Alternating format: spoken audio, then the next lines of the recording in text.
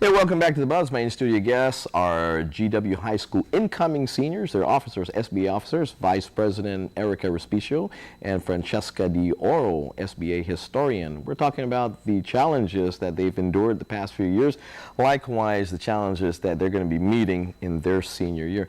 Ladies, in your presentation, when you presented the 100 or 1,000 signatures, the petition that you circulated and met with the at the round table with the senators.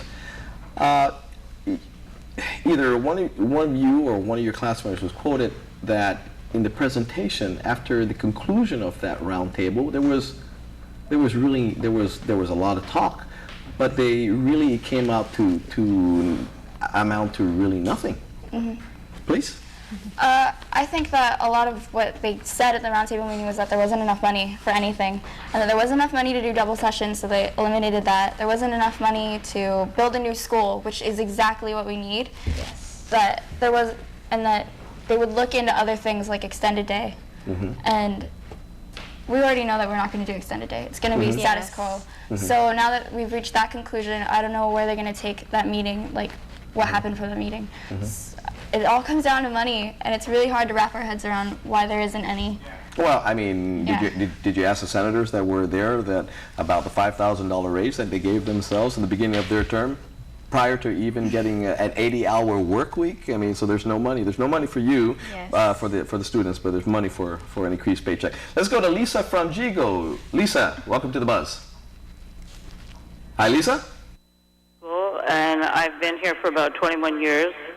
And kudos to Mr. Yoro and Ms. Respicio for taking the time out to be on TV and bring attention to what has been a long-term overcrowded issue, not only at GWHS, but JFK and Simon Sanchez High School.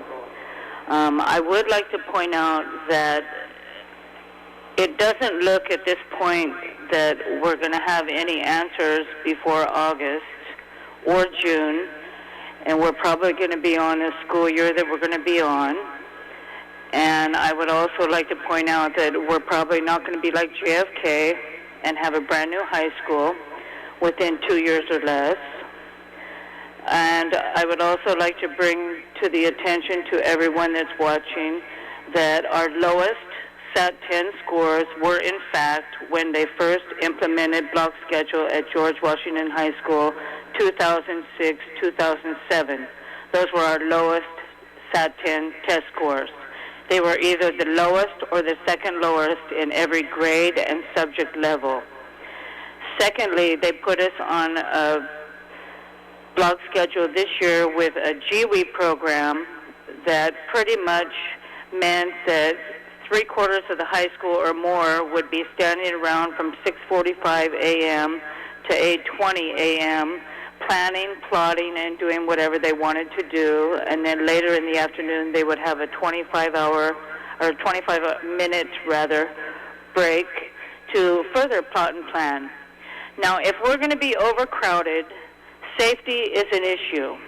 And if safety is an issue, then safety and highest SAT-10 scores should be the issue. And if those two are the two issues that should be the issues, then if people look at the data shows that when we were 40 minutes traditional bell schedule sharing with JFK, whether we were traditional bell schedule 55 minutes, 1, 2, break, 3, 4, lunch, 5, 6, 55 minutes, or whether we were 1, 2, 3, lunch, 4, 5, 6, our highest SAT scores were during those 3 years. Our lowest violence, pregnancies, and all the other things that kids can come up with that they want to do on all that extra time on their hands were the lowest during those years. So all people need to do is look at the data, because the bottom line is nothing's going to change. We're going to stay overcrowded. We're going to be overcrowded. And what's the point of being on another block schedule where it only benefits 300 to 400 students that are in whatever they're in, the top this, the SBA that. They have extra time to finish their projects. They stayed up till 2 o'clock in the morning or whatever, and so they're happy to have a block schedule. But for the 2,400, 500 other students that aren't of that caliber, they don't like it. They would rather be on. Yeah.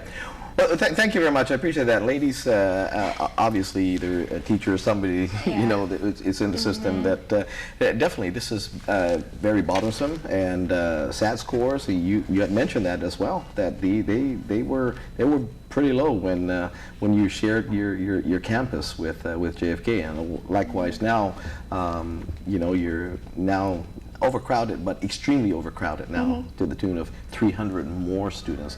What do you anticipate? I mean, what was it like then, and what do you anticipate just 300 more students? That's a, you know, that's a lot. That is a lot.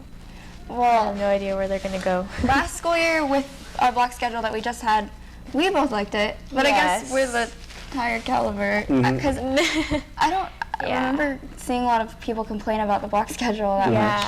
In fact, the more time that we had with block schedule, the more students loved it. Because I wasn't too sure about block schedule because I had gone 1 through 6 for my first two freshman and sophomore year. But once we started block schedule, it was really helpful for me because I had that extra time with the teacher if I needed help. And the extra time to do your homework. Yes, and the extra time to do your homework as well. I think that was our most successful schedule, but we'll see when the SAT scores come in. SAT scores come in. Yes. Okay. Anyway, I mean, again, overcrowded, books last school year were a problem, desks were a problem. Of course, there's a lot of floor space, so I'm sure there's going to be even more floor space available this next school year. Tell you what, we're going to take a quick break and then come back and talk to these young ladies again, the incoming SBA officers and class of 2012 GW High School. Be right back.